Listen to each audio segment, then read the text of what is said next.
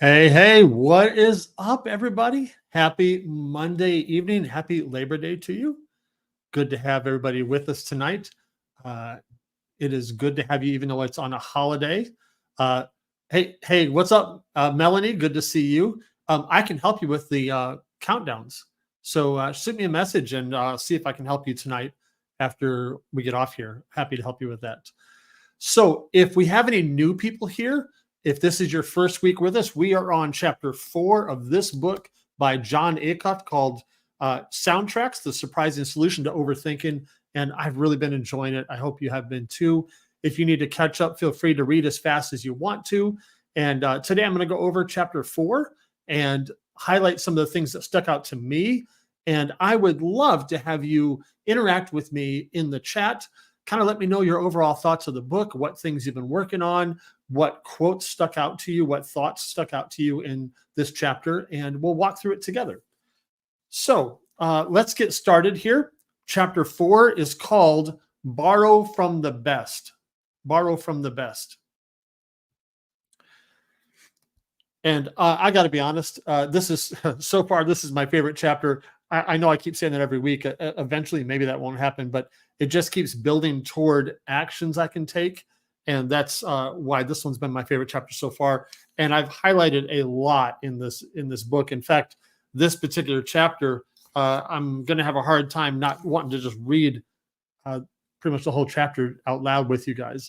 Maybe we'll have story time with Mark some night. We'll just maybe instead of John Acuff reading the audio book, maybe it'd be Mark Collier reading, which I have terrible speech, so that's probably a bad idea. But starting with chapter 4 called Borrow from the Best, the first line there, I actually think the first line has a typo in it. We'll see, but it says, the question isn't whether or not you'll hear a soundtrack today. The question is whether or not you'll choose it or change it. It says chance, which I'm pretty sure it's supposed to say change. The question is not whether you'll hear a soundtrack today. The question is whether you'll choose it or change it. I'm going to go ahead and just read this opening part here because it really spoke to me a lot. And I see people saying that they cannot hear me for some reason.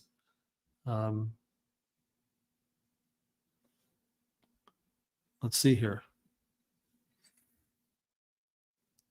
Testing.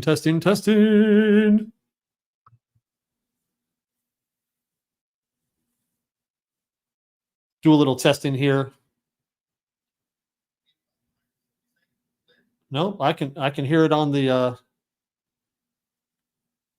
live stream here. So I'm so sorry, getting a little awkward start here, but we'll get it there.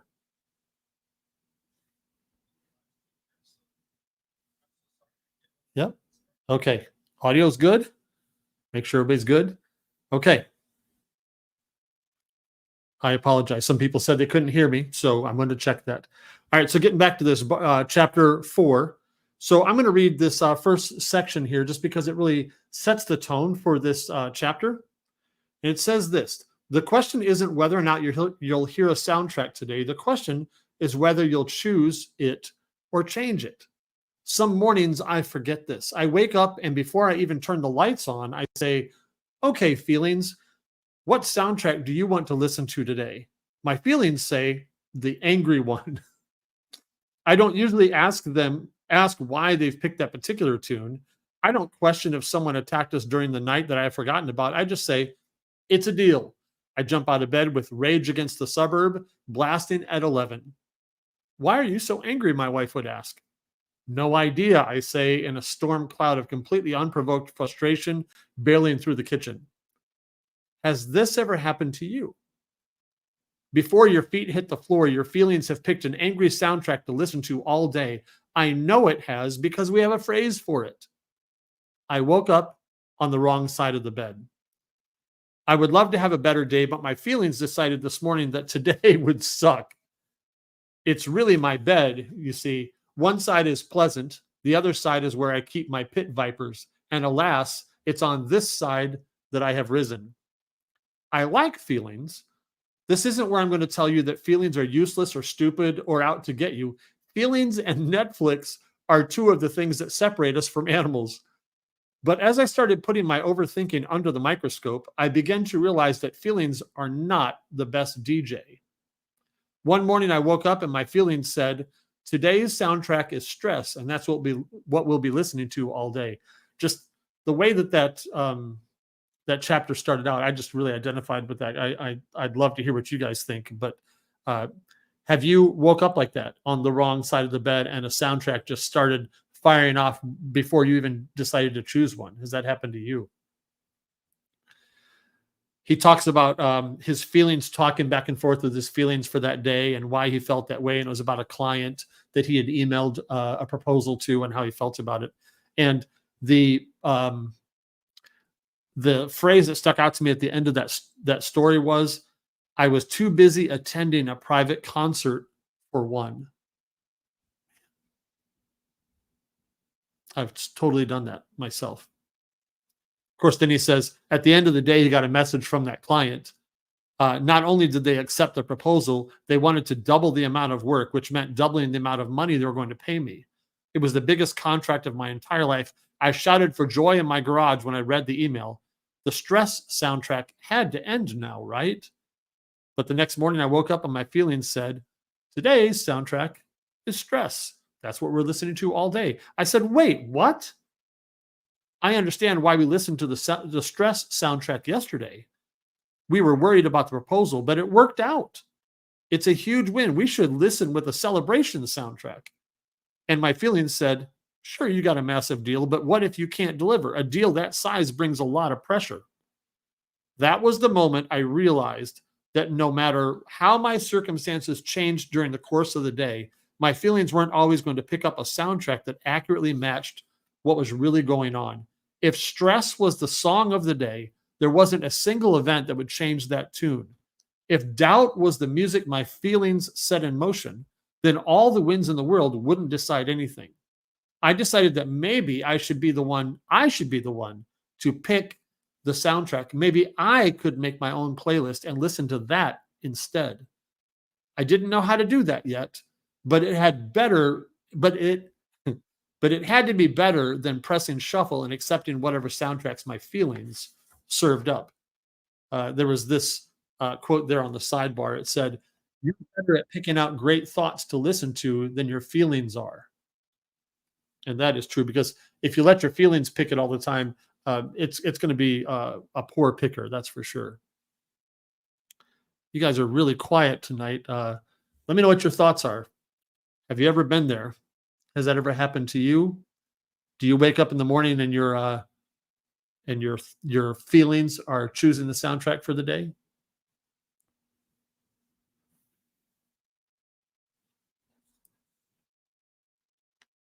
This next section says start your playlist with someone else's song, and I really like that a lot. This whole section, this whole story that he tells about going out with his wife and some friends was really cool.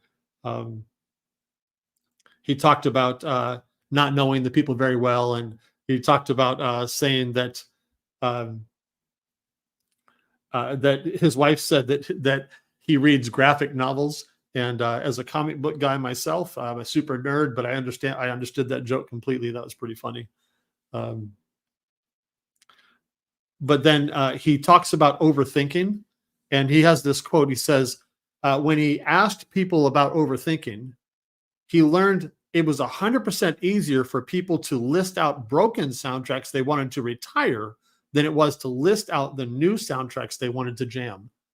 Let's hang out there for just a second, because that's true about most of us, I bet, and it's probably not a good thing. That it is much easier for us to talk about the things that are not working than to talk about the things that we want to work. I'll read this little section here. It says right after that, it says, the same thing happened to me in 2008. When I decided to listen to the soundtrack, I think I could be a public speaker and author. I didn't spend the next few days writing down other positive thoughts I wanted to listen to. That's not how it happened at all. The blank paper was too intimidating for me. So instead of trying to come up with my own, I did something unusual. I listened to somebody else's soundtrack. That's really, really interesting and really true. Again, it's 100% easier for people to list out broken soundtracks they want to retire than to list out the new soundtracks they wanted to jam. And I think that's really telling about us sometimes, for sure. Hey, what's up, Kurt? Good to see you. Good to see you. I'm gonna wait just a moment because I think some other people still are trying to get on here. Um, hey, what's up, Debbie, Kelsey, Will? Good to see you. Hannah, say hi to some people here while other people are getting on. Good to see everybody there. Misty, good to see you. Amelia, Tina, absolutely.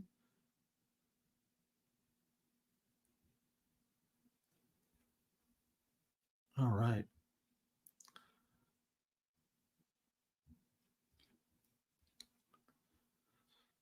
So this section that's called "Start Your Playlist with Somebody Else's Song," what he's talking about there that I really liked was that sometimes when we try to come up with soundtracks, new things to tell ourselves, sometimes we need to get it jump started, and sometimes getting new songs in our head, it helps to start with somebody else's song or somebody else's soundtrack, somebody else's thoughts, because that can jumpstart us.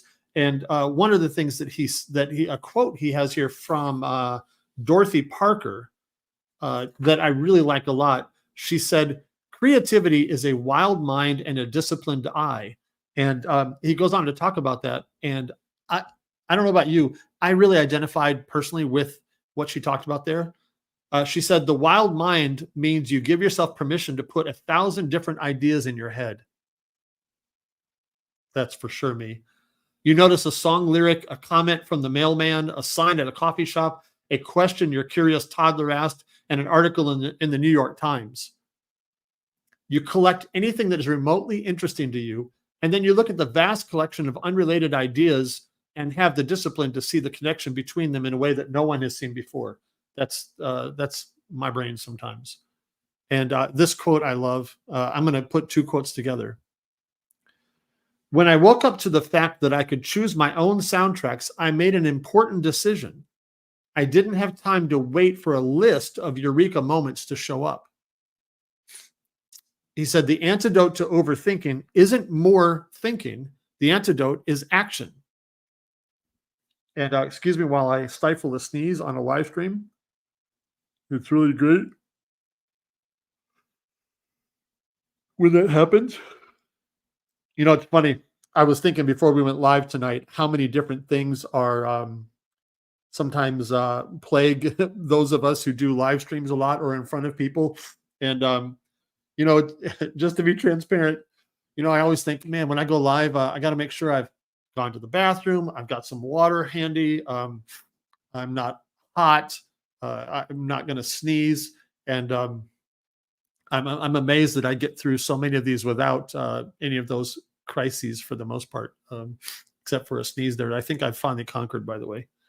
So I just want to point out this one more time. It says the antidote to overthinking isn't more thinking. The antidote is action. You don't think your way out of overthinking. You act your way out. You retire broken soundtracks. You replace them with new ones. You repeat those so often so that they become as automatic as the old one. Those are all actions. All right. I'm trying to keep up with your comments in different places.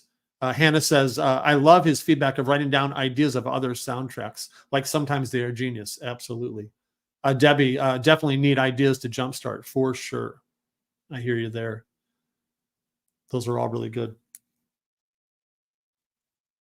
Yeah, Tina, in a way, isn't that what we do by listening to the story of others? It absolutely is. It really is. Thank you for those insights. That's really true.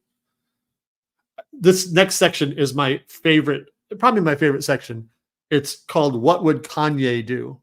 And I just tell me if you guys laughed at that. I thought it was hilarious.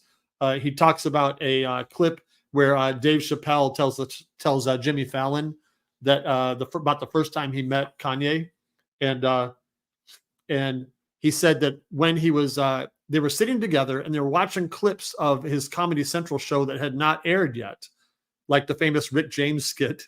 And in the middle of that moment, Kanye's phone rang and Chappelle told Fallon, this is where everybody knew that Kanye was going to be a star. On the phone, Kanye told the caller, no, I can't. Because I'm at the edit for the Dave Chappelle show watching sketches that no one has seen before. Then he paused and he said, because my life is dope and I do dope stuff. Then he hung up. Fallon burst to his feet at the telling of the story. Chappelle said, no record out. He didn't even have a record out. Kanye's confidence, enthusiasm, and willingness to accept how fun his life was jumped out at me. What if I could hear that every time something good happens? My life is dope and I do dope stuff. It would surely beat what I usually hear, like, must be nice. And I love that. So what he starts talking about is replacing a different soundtrack with something like My Life is Dope. And he talks later about what unexpected consequence that had for him. And he said this. He said, it felt strange to say my life is dope the first 10 or 20 times, but then something funny happened. I discovered gratitude. Everyone is always talking about how important it is to be grateful, but I could never connect with that idea because I had too many broken soundtracks in the way. You can't have gratitude if you can't first admit something is good. I just love that.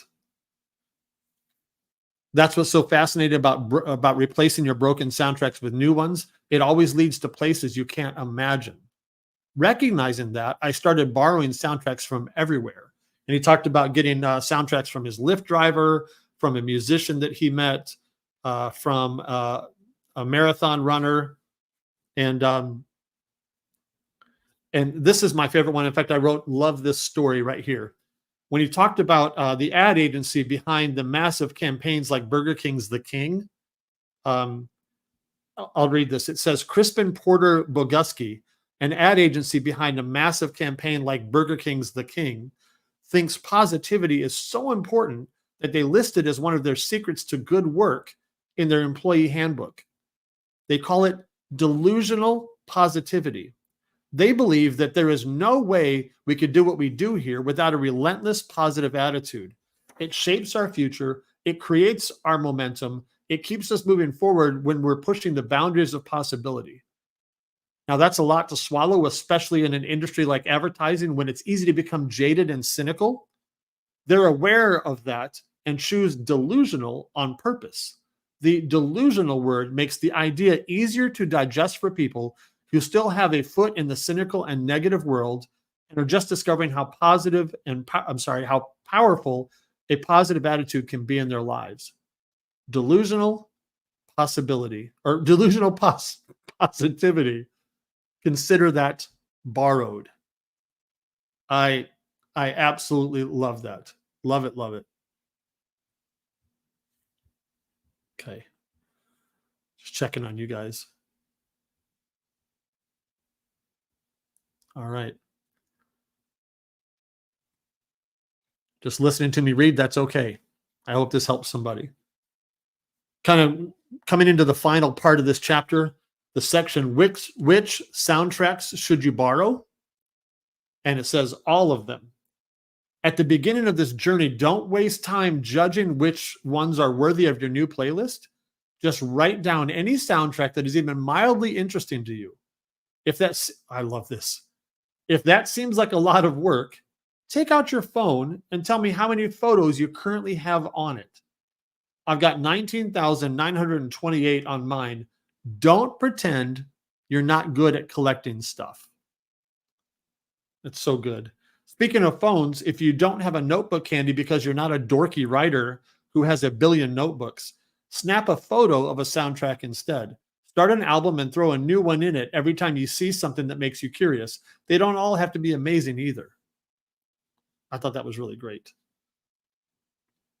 So then the final section here is, he says, it's called borrow these first. Want a head start on your new collection of soundtracks?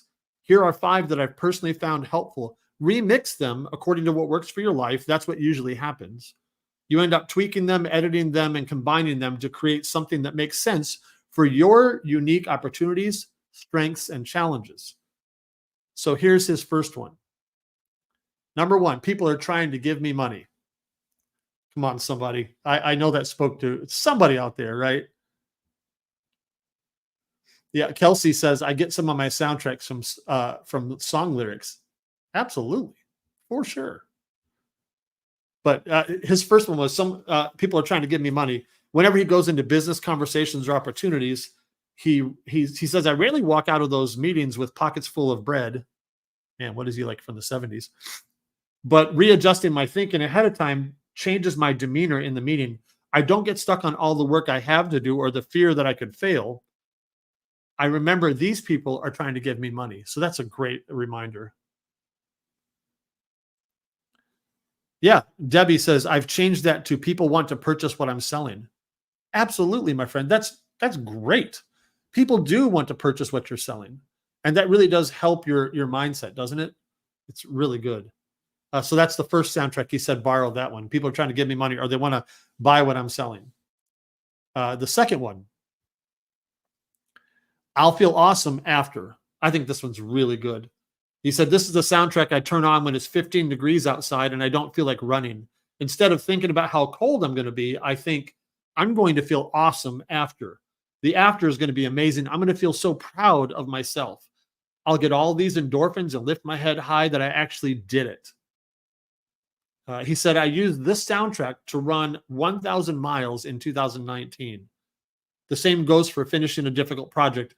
I know that when I finish filming a series of videos that takes months to complete, I'll feel awesome.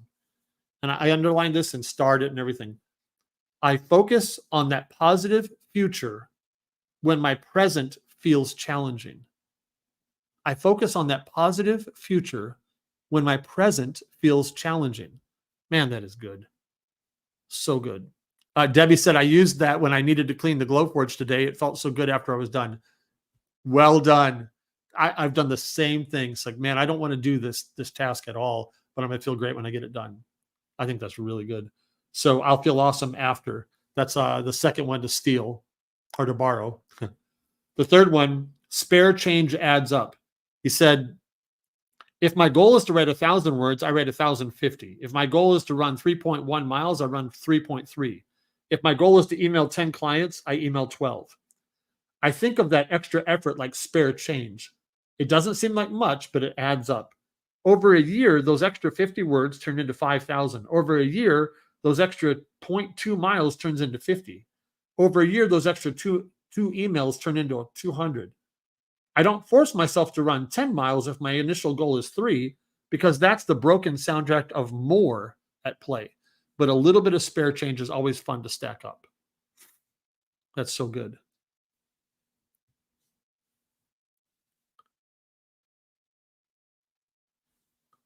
Yeah.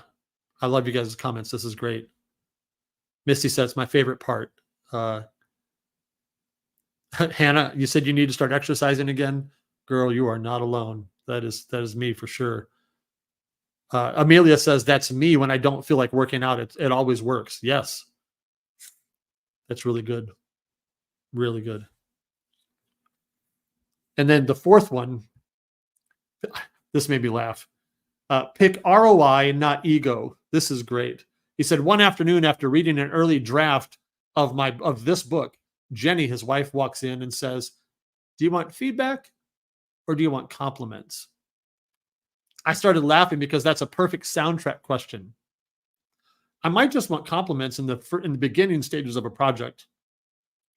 But the further I go into the work, the more I need actual feedback. I remixed her question to a new soundtrack I could use in other parts of my business, not just writing. Pick ROI, not ego. Instead of picking the things that feel best for my ego, I want to pick the thing that has the best return on investment. That's really, really good. Man. Pick ROI, not ego. And then number 5, Holy crap. Is there a single laser entrepreneur out there that hasn't had to do this one? Number 5, pivot, don't panic. I can almost hear Will yelling from Sacramento, yelling a great big amen, high five. Yeah, buddy, that's right. That's absolutely true for all of us. Pivot, don't panic. Because, man, how many of us had our worlds turned upside down and inside out back in 2020? I know I did. And it was time to pivot and not panic. And that's a great soundtrack for us. Pivot, don't panic. He said, I've pivoted 1,000 different ways and I'll do it all over again the next time life throws me a curveball. Pivot, don't panic. Hannah says, yes, as an EMT, a sense of urgency and being able to make quick decisions, staying calm. Yep. And then the final quote I have here is the very end, the very last section here is titled, The World is Your Oyster, or in this case, your record shop. There's no limit to the number of soundtracks you can borrow. There's no minimum either. You're in control of the whole process. Go at your own pace and collect them in whatever way makes sense, the most sense for you. It's impossible to fail at this activity. It can also be a lot of fun, but the fun really begins when you start creating your own. If you wrote down a few while reading this chapter, you already have the beginnings of a great playlist. If not, don't worry. I'll show you how to make some of the best soundtracks you'll ever hear with one new question. Where do you want to win? Where do you want to win? And the next chapter is called Win the Week. Man, I hope this book has been speaking to you guys. I know that a lot of us struggle with this. And before we go, I know we've got like 3 minutes before we get to my commitment of no more than 30. But what are some, has this been helping you? Have you been working on it? I know for me, the number one thing from this book that I love is just simply making me aware of things. Even if I haven't rewritten soundtracks like I need to yet, or if I'm still struggling with some of them, I know that the awareness of that I can change the soundtrack, that there is a soundtrack that needs to be changed. I know that has helped me enormously. I'm already recognizing a soundtrack and going, nope, that needs to change. I need to listen to something different. So that alone, just the awareness has helped me a ton. So hopefully it's helped you guys too. Thank you for listening to me read and working through both sneezes and technical issues at the beginning. So thank you for that. I hope this has been meaningful to you guys. It really has for me. I'm looking forward to chapter 5. If you have to take a break during any of this, go for it. Don't worry about that at all. But I want me and this community to be here for you, and we'll continue to be better at overthinking and having new soundtracks as we work through this together. So Debbie, thank you. You said God bless you. Whether that was for just in general or for my sneezes, either way, I'll take it. Absolutely. Kelsey, I'm glad that it's been helpful to you. Reroute the thoughts. That's really good, Hannah. Thank you very much.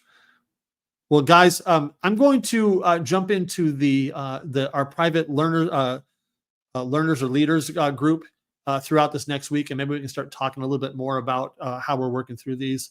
If you guys are watching on YouTube, thank you for joining us. If you're watching on my Facebook page, thank you for being here.